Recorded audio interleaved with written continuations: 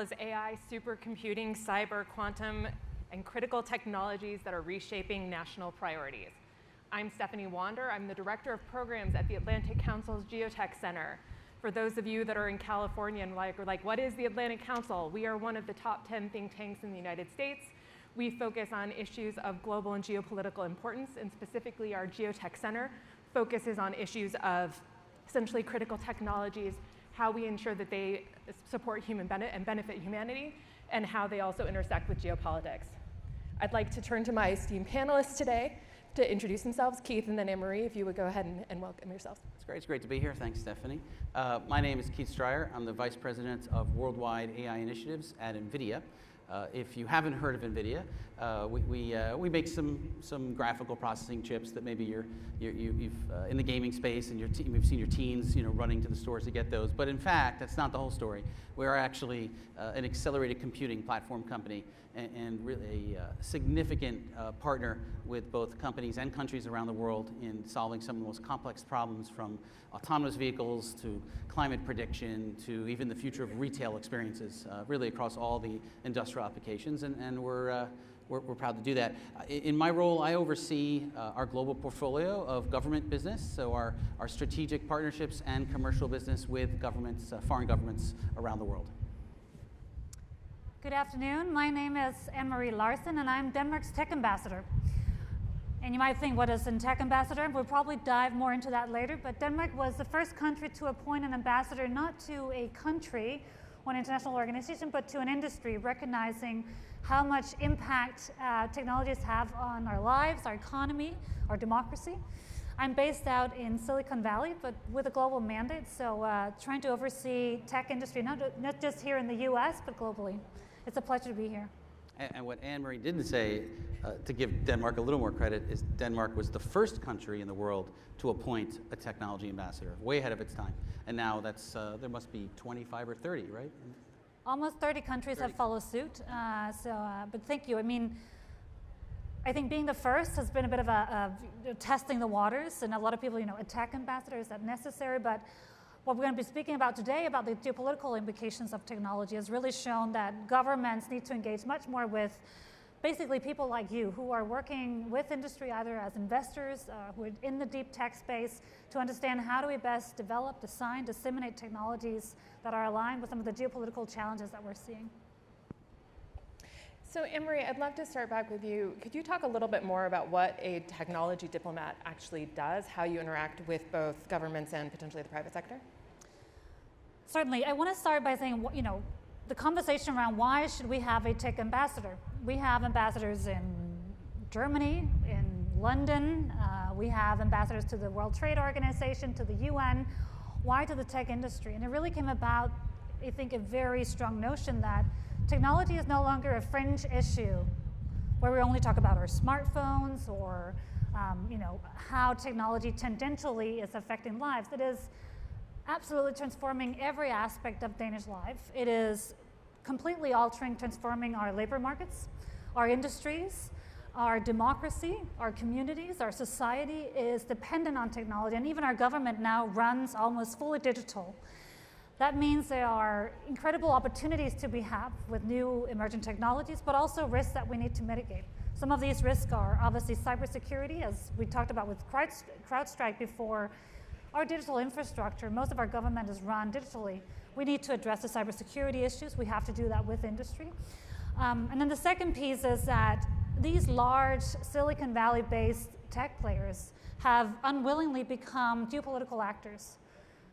You might say, who holds most power over Denmark? Is that Meta, or is that Germany? Who do we have diplomatic relationship to in terms of shaping our future, for terms of jobs opportunity, for market creation, economic, societal, for our democracy, for values and principles? And in that sense, tech companies are, I think, as important, if not more important, than many of the countries where we've been having diplomatic relationships for a long time. So that's the purpose of a tech ambassador. It is to speak to tech companies and try to gain understanding of how tech companies operate. It is to engage diplomatically and not only come and say, this is how we regulate you, but actually in an open, frank, candid conversation, understanding how do we best collaborate, because no regulation, as you might be very well aware of, is perfect. a lot of this require sort of neutral ground, conversation, dialogue, and a little bit of tag teaming. I think some of the challenges that we as democratic states are facing, you as tech companies or investors in tech companies are facing too. And so that's the purpose broadly of tech diplomacy.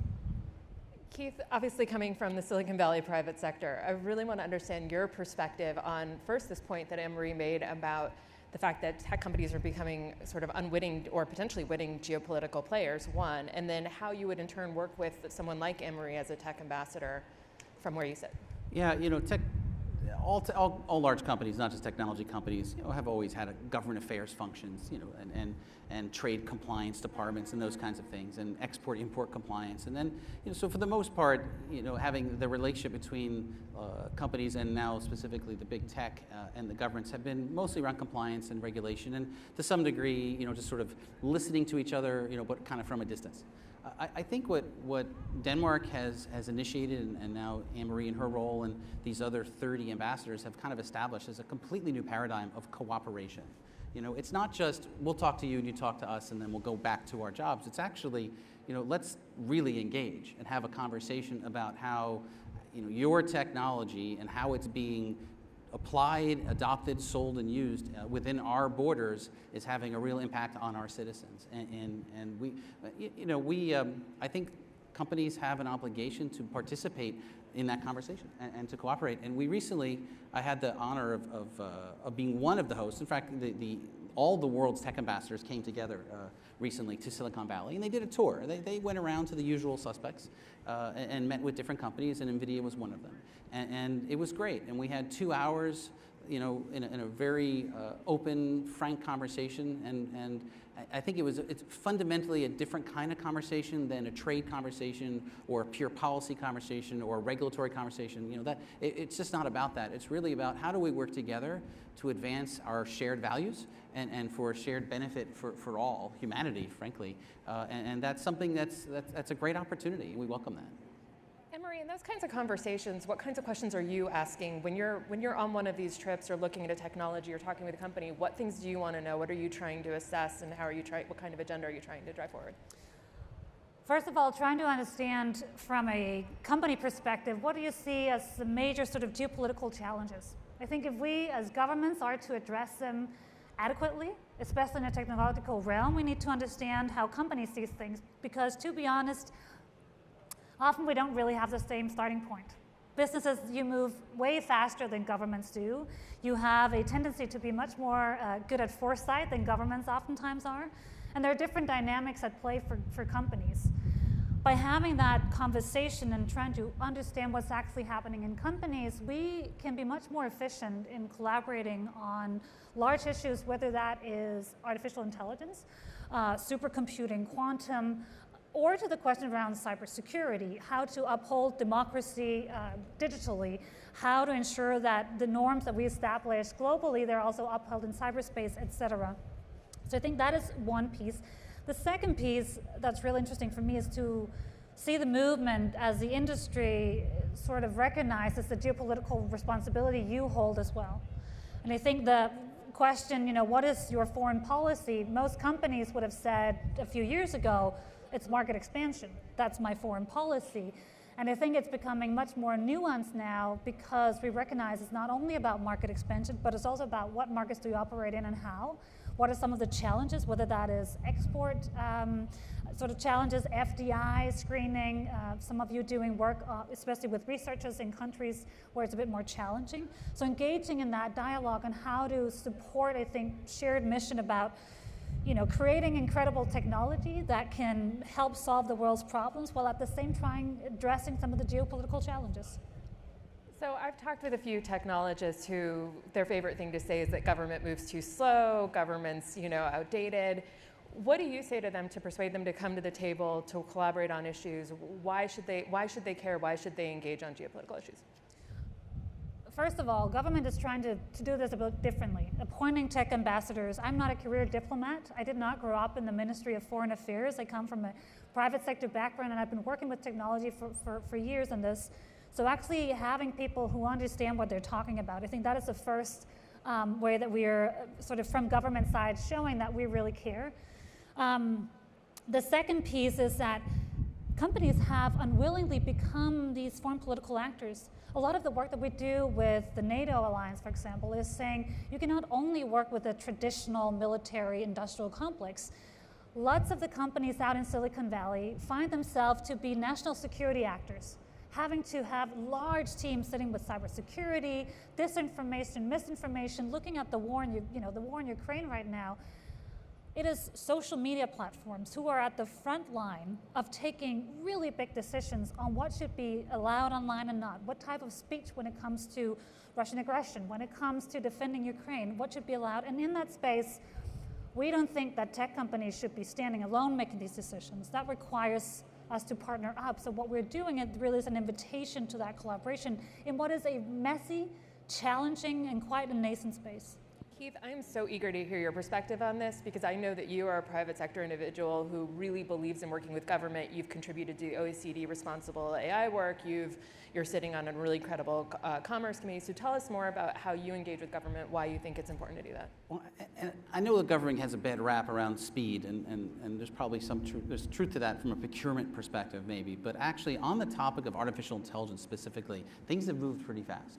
And the engagement level is extremely high. So it's 2022. If you go back just 5 years ago, there wasn't a country on earth with a national AI strategy, not one, right? And now pretty much every developed nation in the world and a handful of emerging nations have them as well. I mean, there's 60, 70 countries have released these strategies, and in some cases they're on their second or third version of that. And all of these are championed at the head of state level. These aren't down in some low-level ministry. These are at the prime minister level, typically, and they're pervasive. They're not just about science. They're about the future of industry, the future of jobs, the future of healthcare, the future of food. I mean, they're very comprehensive. It's really about taking this general purpose technology, this very transformational capability, applying it broadly across the economy, across society. So everyone kind of gets that. No one needs to be sold on that. And that happened in just a few short years. And so now we're kind of in this phase that we're shifting from talking about policy to implementing programs. And what's interesting is I also have noticed that you're mentioning you're not a career, diplomat, that there's quite a few of the men and women who lead AI for their nations came from industry, frankly. The current head of digital for Slovenia was an Uber executive, right? And I recently met a minister of ICT in the Middle East, and he spent 10 years at Cisco. And so you're starting to, there's a really nice cross-pollination, and those individuals are coming into those roles quite energetic and ready to take action. And we see that from NVIDIA's perspective. The pandemic obviously was and continues to be a challenge from a business perspective, but really we never lost any pace as far as our collaboration with governments across the world. And during the last 2 years, we signed at least 24 partnership agreements across the world, and that was just evidence to me of the level of effort and focus on this topic. We at the Atlantic Council like to say that technology is the chessboard of great power competition. So these kinds of technologies, AI, supercomputers, quantum, are where geopolitics is quite literally every day playing out. So I wanted to specifically ask about how the Ukraine crisis has changed the board game essentially for you. How are you seeing the chessboard as evolving because of that? At times it feels like when February 24th, I think when we woke up and the invasion happened, it was like being in the 1980s again. Tanks in the streets of Europe. I'm Danish. I was actually in Denmark at the time. I just had my little son who was not even 2 months old. And I think sitting and witnessing tanks and military and boots on the ground just seemed like something that happened 3, 4, 5 decades ago.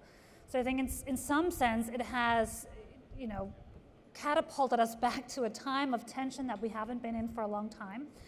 At the same time, it is by no means the 1980s. It is very much 2022, where big tech, whether we're talking the cyber attacks that started happening already February 23rd and had a huge impact on digital infrastructure in Ukraine, the role of technology, whether we're talking disinformation and the way that it's been used in Ukraine, I think it's highlighting that one, the geopolitical tensions have never been higher, at least for the past 30 years.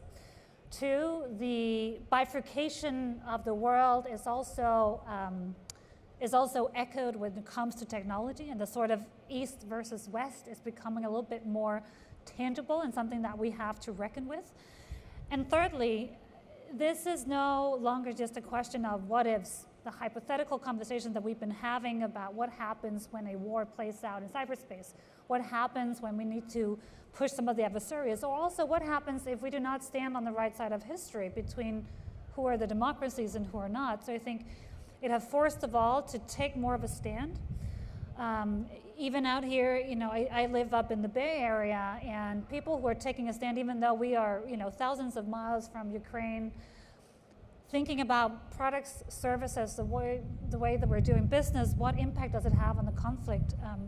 I think these are some of the really big things. And then just lastly, to the sort of the chessboard conversation. For many years, and to some degree still, it was whether you had access to nuclear weapon or not that defined your place in the geopolitical realm.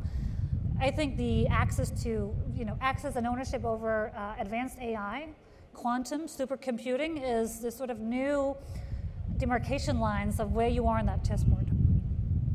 Keith, did you want to build on that? Well, look, I mean, the war in Ukraine has been,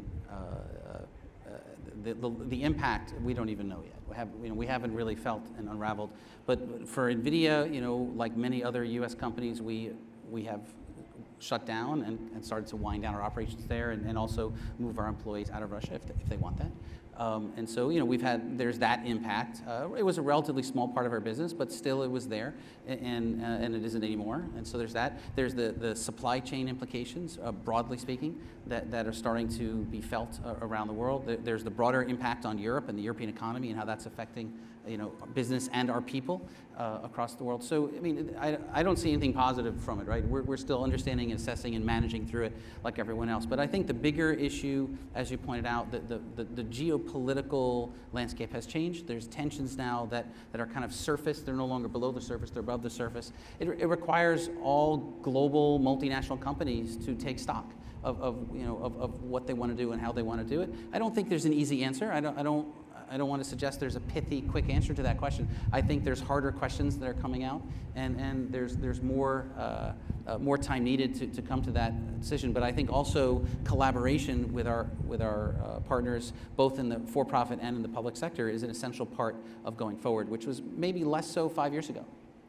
So I'd like to, just adding one thing, yeah. I think the 1990s, where a lot of the large tech companies really came of age, it was Fukuyama's The End of History. It was the idea that we're all sort of going towards more democracy, more integration, ever greater globalization, and that just didn't happen. That did not materialize.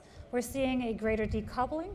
I think the naivety with which we could easily enter into markets, and that's whether we're government or private sector, we have now sort of waken up and realized that is just much harder. Whether it's the sanctions that have a very direct impact on specific companies, or the more moral questions. Should we be available, you know, I think a lot of the companies up in the Bay, should we be available in Russia or not? Are we supporting, you know, with our infrastructure products and services, opposition leaders who are mobilizing, or are we supporting a regime right now that frankly we do not want to be supporting?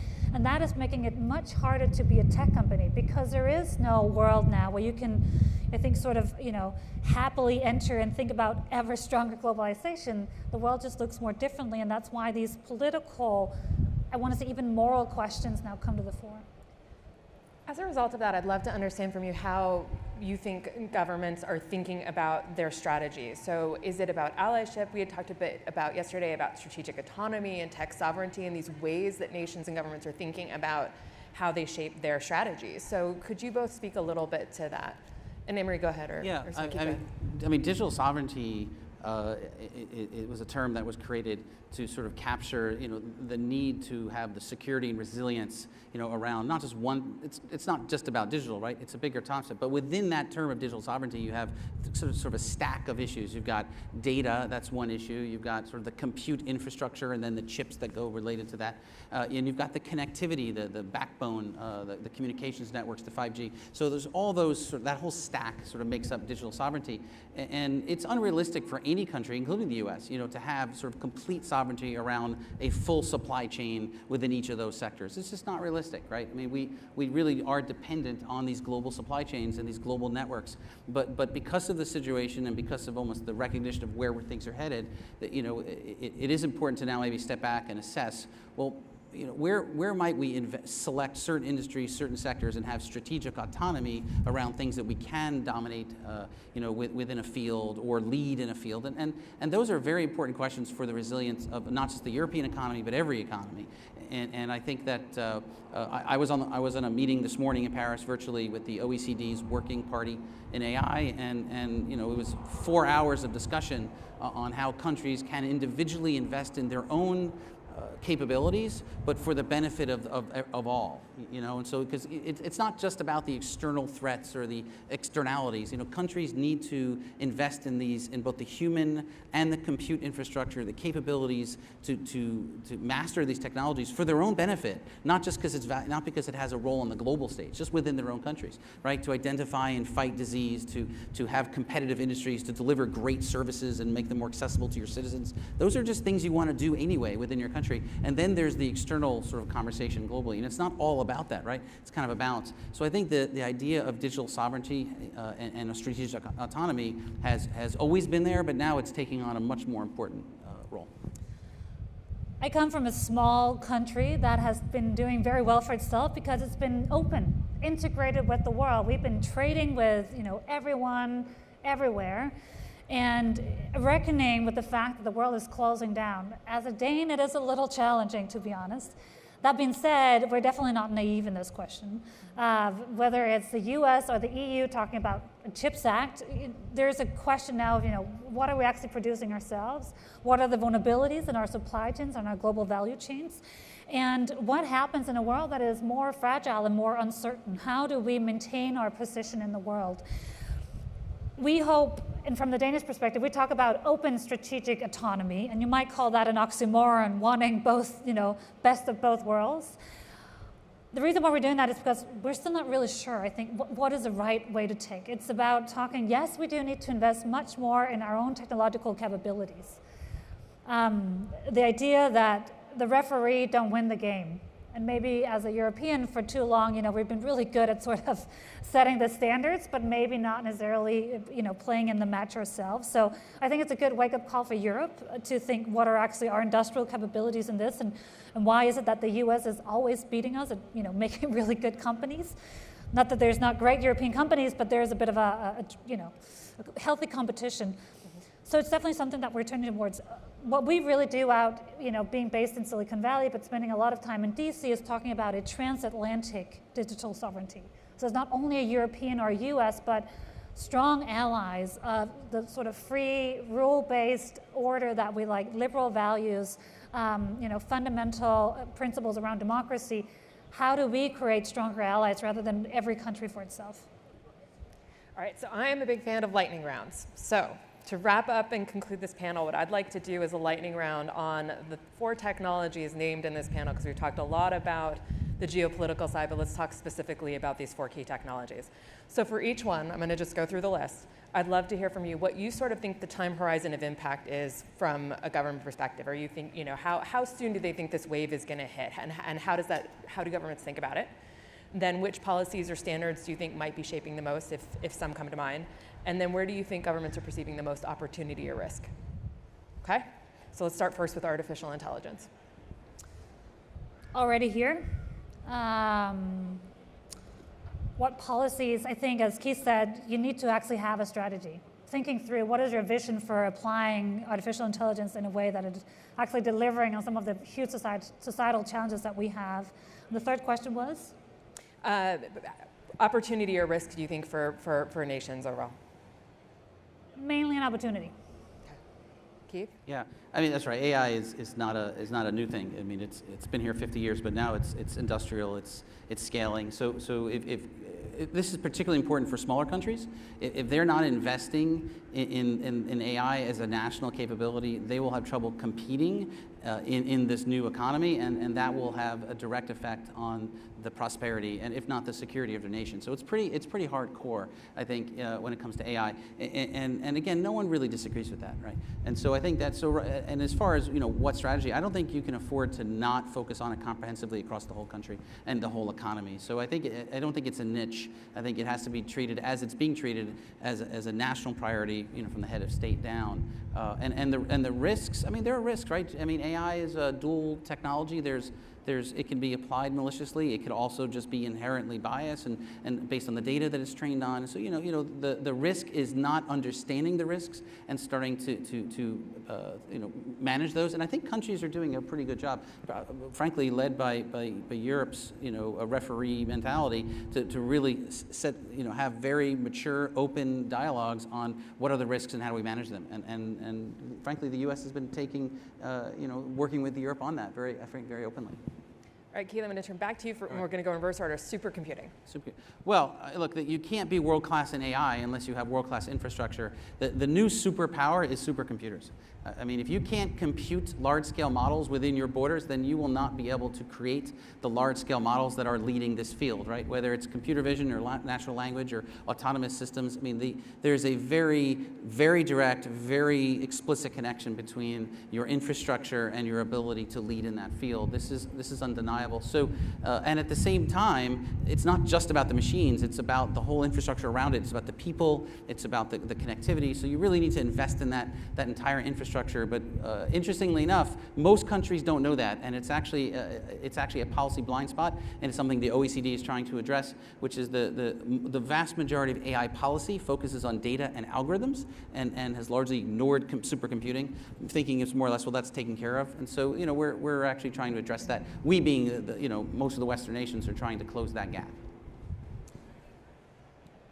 I think in sort of time, it's already here, as Keith said, and in some countries more than others. Just like AI, the dual use aspect also goes to supercomputing. And if you have adversaries who have access to sophisticated AI and run it on sophisticated supercomputers, we have a problem. Mm-hmm. So just with this, it's about managing how to use it and how to incentivize the right type of use of it. I think we are behind globally when it comes to standards, actually both for AI and supercomputing to some extent. It's this, always the catch-up game, sort of ancient governments trying to catch up to this new and shiny, amazing, agile tech industry. My hope is actually now that with AI and supercomputing, we're trying to close that gap a little bit more on the catching up. So hopefully on the standards, we'll make the right ones in the right time. All right, so final one, cyber and quantum. How are you guys looking at that from these lenses, from policies, time horizon, opportunity risk?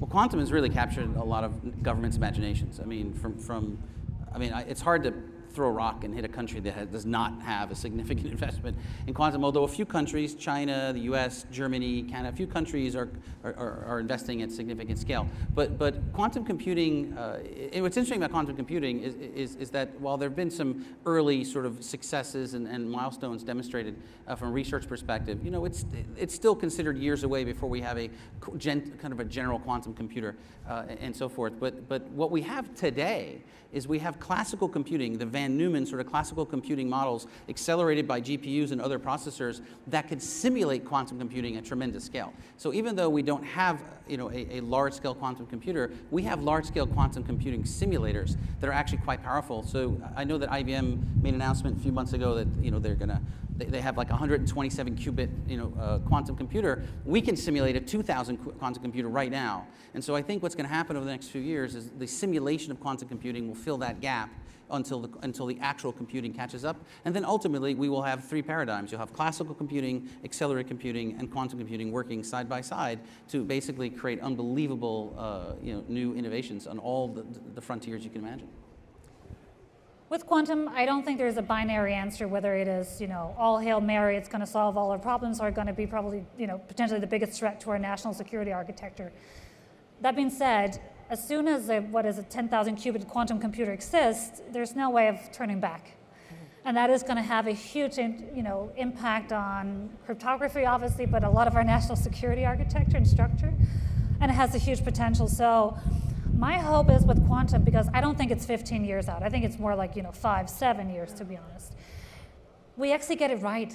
That rather than with all the other technologies, again, government try to catch up, and then we do regulatory, and sometimes we get it right, often not too right.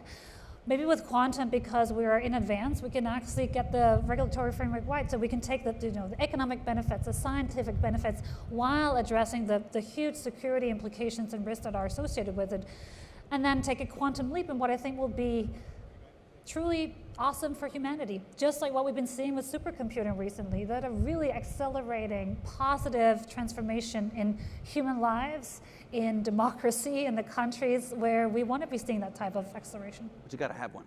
Exactly. You got to have it. I mean, you got to have one.